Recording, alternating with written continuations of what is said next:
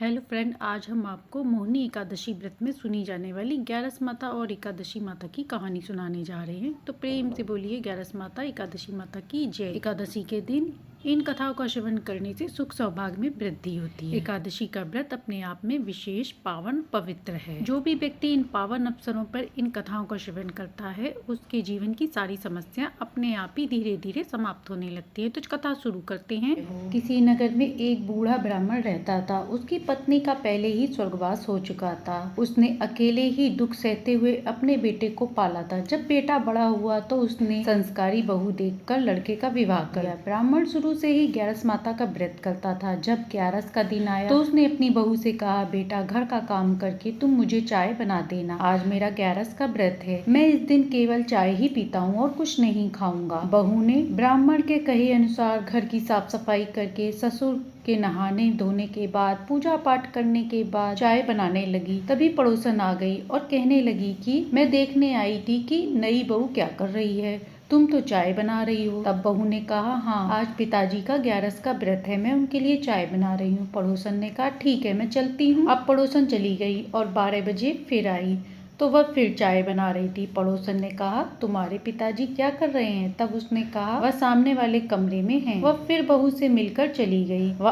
8 बजे तीसरी बार फिर आई और बहू से पूछा, बहू क्या कर रही हो? बहू ने कहा, चाय बना रही हूँ। पड़ोसन ने कहा, तुम सारा दिन चाय ही बनाती रहती हो, ठीक है मैं कल फिर आऊंगी। यह कहकर वह चली गई। अगले दिन पड़ोसन फिर आई। बोली, बहू रानी क्या कर रही हो? बहू ने कहा, घर के काम कर रही हूँ। पड़ोसन ने कहा, कल मैं 3 बार आई और तीनों बार तुमसे बात करने का मौका नहीं मिला। ये तुम्हारा ससुर क्या ग्यारस का व्रत करता है? तुम सारा दिन चाय बनाती रहती हो। चीनी पत्ती दूध का कितना खर्च होता होगा। बहू ने कहा, आप सही कह रही हैं। अगली ग्यारस आएगी तो मैं पिताजी को व्रत नहीं करने दूंगी। अगली ग्यारस आने पर बहू ने अपने पति से कहा कि क्या पिताजी ग्यारस का व्रत करते हैं और सारा दिन चाय पीते रहते हैं? चीनी पत्ती का बहुत खर्च होता है। ब्राह्मण का पुत्र पत्नी की बात अनसुनी कर बाहर निकल गया। थोड़ी देर बाद ब्राह्मण आया और बहू से बोला, चाय बना दो। बहू ने कहा, नहीं बनाऊंगी, सारा दिन यही करती रहती हूँ, दूध चीनी पत्ती का खर्चा होता है, बर्तन भी साफ करने पड़ते हैं, अपनी ग्यारस बेचकर उसी से चाय पी लो। बहू की बात सुनकर ब्राह्मण निराश हो गया। उसने कष्ट सहकर बेटे को पाला था और विवाह किया। अब बहू ऐसे कह रही थी। दुखी मन से ब्राह्मण ग्यारस बेचने के लिए चल दिया। वह ग्यारस माता पर भरोसा करके चला जा रहा था और चलते चलते कहने लगा, कोई मेरी ग्यारस ले लो। उधर छत पर रानी खड़ी थी। जब उन्होंने उस ब्राह्मण को सुना तो वह दासी से बोली कि ग्यारस भी कोई बेचने की चीज है, ये देखो कौन है जो ग्यारस बेच रहा है। बूढ़े ब्राह्मण के पैर सूज गए थे। दासी ने उस ब्राह्मण को बुलाया और रानी को बुलाया और रानी ने ब्राह्मण से कहा, लो चाय पी लो। ब्राह्मण ने कहा, नहीं मैं चाय नहीं पीऊंगा, ग्यारस को बेचकर जो पैसा मिलेगा उसी से चाय पीऊंगा। रानी ने कहा, ग्यारस भी कोई बेचने की चीज है? तब रानी ने राजा को बुलाया और कहा कि बूढ़ा ब्राह्मण ग्यारस बेच रहा है, आपसे मेरी प्रार्थना है इसकी ग्यारस खरीद लो। राजा ने ब्राह्मण से कहा कि तुम्हारी ग्यारस खरीद लूंगा। सारे राज्य में ढिंढोरा पिटवाया कि राजा रानी ग्यारस खरीद रहे हैं। सभी लोग महल की ओर जाने लगे। ब्राह्मण की बहू ने सुना तो वह भी वहाँ पहुँच गई। अब रानी ने पूछा कि तुम ग्यारस का क्या मोल लोगे? तो ब्राह्मण ने तराजू मंगवाया और एक पल्ले में बैठ गया, दूसरे में कहा कि कोई भी मूल्य रखते हैं। सेवक तराजू लेकर आए। एक तरफ ब्राह्मण को बैठाया गया, दूसरी तरफ राजा ने चांदी के सिक्के रख दिए। सारे सिक्के रखने के बाद भी तराजू नहीं हिला। राजा ने सारे धन रखवा दिए, फिर भी नहीं तराजू हिला। तो राजा ने अपने गहने अंगूठी सब रख दिए। रानी ने भी अपने गहने रख दिए, फिर भी पल्ला हिला ही नहीं। राजा ब्राह्मण के पैरों में गिर गया और कहा कि हे ग्यारस माता, तुम अपनी माया यहीं पे समेटो, इसकी ग्यारस इसी के पास रहे, मैं ब्राह्मण को धन ऐसे ही दे दूंगा। यह देखकर बहू भी ससुर के पैरों में गिर गई और बोली, पिताजी जो गलती हुई उसके लिए मैं क्षमा मांगती हूँ। मैं पड़ोसन के सिखाए में आकर ऐसा कर गई थी, आज के बाद में ऐसा नहीं करूंगी। चलिए अपने घर चलिए। अब ब्राह्मण व बहू घर आए तो चारों ओर धन ही धन और राजा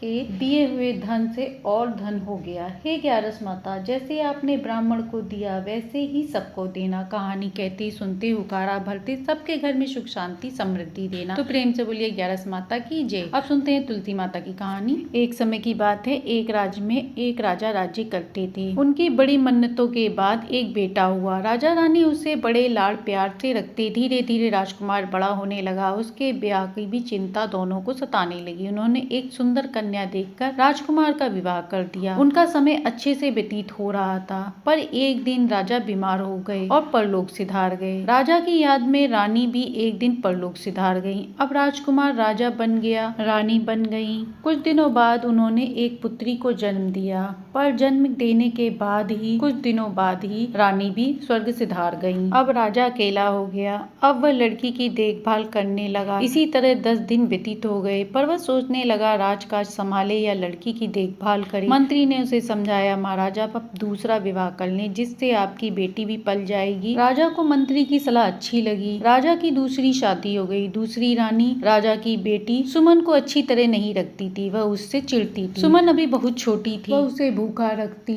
जब राजा आता तो उसके सामने दिखावा करती। राजा सोचता मेरी कन्या की अच्छे से देखभाल हो रही है। अब सुमन 1 साल की हो गई, तभी राजा के दूसरी पुत्री भी हो गई। उसके आने से नगर में मिठाइयाँ बंटी। उसका नाम सुखवती रखा गया। उसके आने से खुशियों का माहौल हो गया। दोनों में 1 साल का अंतर था। धीरे धीरे दोनों बेटियां बड़ी होने लगी। रानी अपनी बेटी को बहुत प्यार करती थी और सुमन को बचा कुचा भोजन देती, उसे खाने को भी ढंग से नहीं देती। सुमन पूजा पाठ करती थी, जहाँ भी पूजा पाठ होता वहाँ वह चली जाती। इसी कारण उसे मार भी खानी पड़ती। रानी को उसका पूजा पाठ करना बिल्कुल भी पसंद नहीं था। सुमन सुखवती से ज्यादा सुंदर थी। वह अपनी बेटी को पढ़ने भेजती, पर सुमन को घर पे ही रखकर घर का काम करवाती। राजा के जाने के बाद सुमन से सारा काम करवाती। धीरे धीरे राजा भी जान गया कि सुमन को उसकी माँ पसंद नहीं करती, उसके साथ सौतेला व्यवहार करती है। रानी ने राजा से उसके ब्याह के लिए कहा। राजा ने कहा ठीक है, पर सही समय आने पर ब्याह कर देंगे। पर रानी क्रोध में आकर अनशन पर बैठ गई और कहने लगी इस लड़की का ब्याह किसी गरीब घर में करा दो, नहीं तो मैं जहर खाकर अपने प्राण दे दूंगी। राजा एक रानी खो चुका था, दूसरी को खोना नहीं चाहता था। वह डर गया और गरीब घर में लड़की का ब्याह करा दिया। अपने पति के घर सुमन चली गई। अब उसकी बेटी भी बड़ी हो गई थी। उसने राजा से कहा कि इसकी शादी ऊंचे घराने अच्छे खानदान में करा दो। राजा ने नगर का सबसे सुखी ऊंचा खानदान देखा और अपनी दूसरी बेटी का ब्याह करा दिया। एक बहुत गरीब थी और दूसरी बहुत अमीर थी। सुमन की शादी गरीब घर में हुई। उसका पति हाथ पैर से लाचार था, वह शराब भी पीता था, बीमार भी रहता था। सुमन के दुख के दिन अब शुरू हो गए। कुछ समय बाद उसके एक बेटा हुआ। एक दिन उसकी बहन सुखवती ने सोचा कि चलो अपनी बहन के यहाँ देख के आए क्या हाल है। उसने अपने घर का काम करवाया जाए। बहन घर पहुंचकर बोली कि मैंने तेरी हालत देखी है, मेरे से तेरी हालत देखी नहीं जाती। तू एक काम कर, मेरे घर का भी काम कर दिया कर, इसके बदले में मैं तुझे खाना दे दिया करूंगी। सुमन ने कहा ठीक है बहन, मैं औरों के घर का काम करती हूँ, अब तुम्हारे घर का भी कर दिया करूंगी। अब सुमन अपनी बहन के घर जाती और उसके घर का काम करती। उसके बदले में वह बचा कुचा वासी खाना दे देती, जिससे सुमन का जीवन यापन हो रहा था। एक दिन सुमन के बेटे ने कहा माँ पकवान खाने का मन हो रहा है। उसने सुमन से कहा माँ मुझे पकवान खाना है। तब सुमन ने कहा बेटा हमारे ऐसे भाग्य कहाँ कि हम पकवान खाएं, कभी भगवान देंगे तो खा लेना। तब लड़के ने कहा माँ तुम मौसी के घर जाओ, वहाँ कह देना कि थोड़ा सा सूखा अन्न दे दें या फिर थोड़ा पकवान बना हुआ दे दें। वह बोली ठीक है, कल मांग लाऊंगी। सुखवती से उसने कहा बहन या तो कुछ पकवान दे दो या सूखा आटा दे दो, अब मेरे बेटे को पकवान खाने का मन है। सुखवती ने सुना और झाड़ू उठाकर उसकी पिटाई कर दी। अब वह रोती हुई आ गई।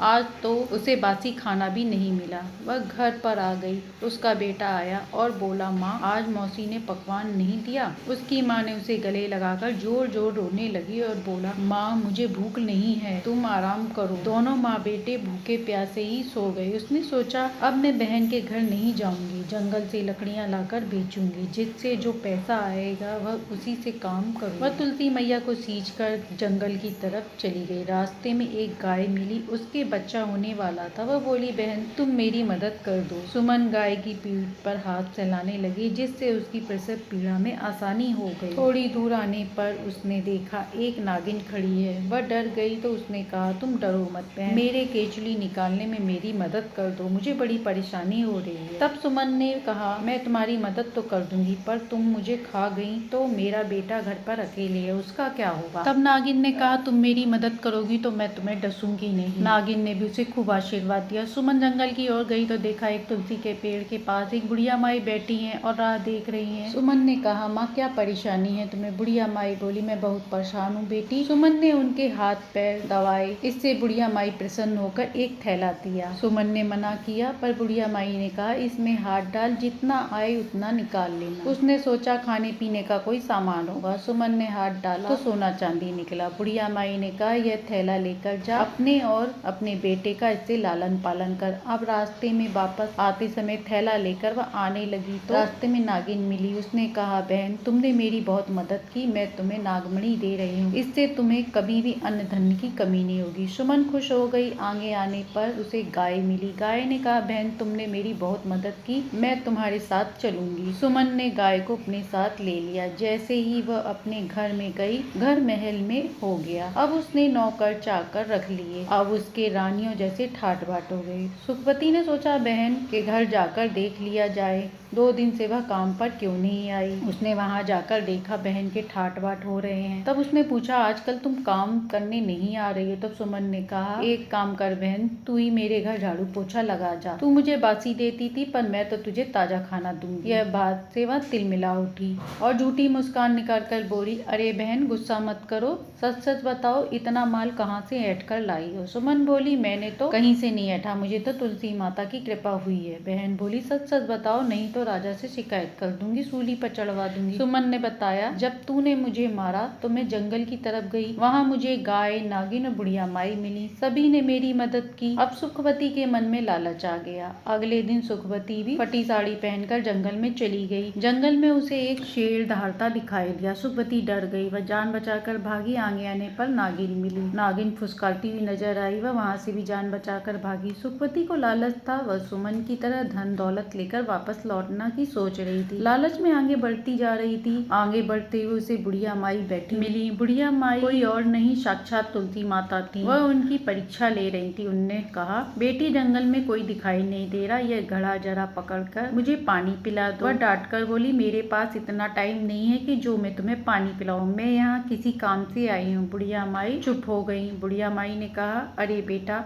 मेरे जुए देख लो। सुखवती ने कहा तुम्हें क्या मैं जुए देखने वाली लग रही हूँ। बुढ़िया माई ने कहा बेटा मेरे वहाँ थैला टंगा हुआ है, तुम्हें जो चाहिए उसे ले लो। अब उसे सुमन की बात याद आ गई। वह झट से थैला लाई और हाथ डाला तो उसमें कीड़े मकोड़े हाथों में चिपक गए। वह चिल्लाई तुमने मेरी बहन को धन दिया और मुझे कीड़े मकोड़े दे रही हो। बुढ़िया माई ने छड़ी उठाई और उसकी पिटाई करते हुए बोली तेरी बहन तो शक्ति की है, वह तुलसी माता की पूजा करती है, कथा कहानी सुनती है, तू लालच के मारे उसे नीचा दिखाने के लिए यहाँ धन लेने आई है। बुढ़िया माई उसे पीटते पीटते जंगल से बाहर लाई। उसे अपने किए का पछतावा होता है। वह सीधे सुमन के घर जाकर माफी मांगती है और कहती है बहन मुझे माफ कर दो। हे तुलसी माता, हे ग्यारस माता, जैसे आपने सुमन का दुख हरा ऐसे ही अपनी कहानी कहते सुनते हुकारा भरते सबके घर में सुख शांति समृद्धि देना। जो भी ये कहानी सुने सुनाए उसके घर में अन्न धन के भंडार देना। कहानी अच्छी लगी हो तो लाइक एंड सब्सक्राइब करें।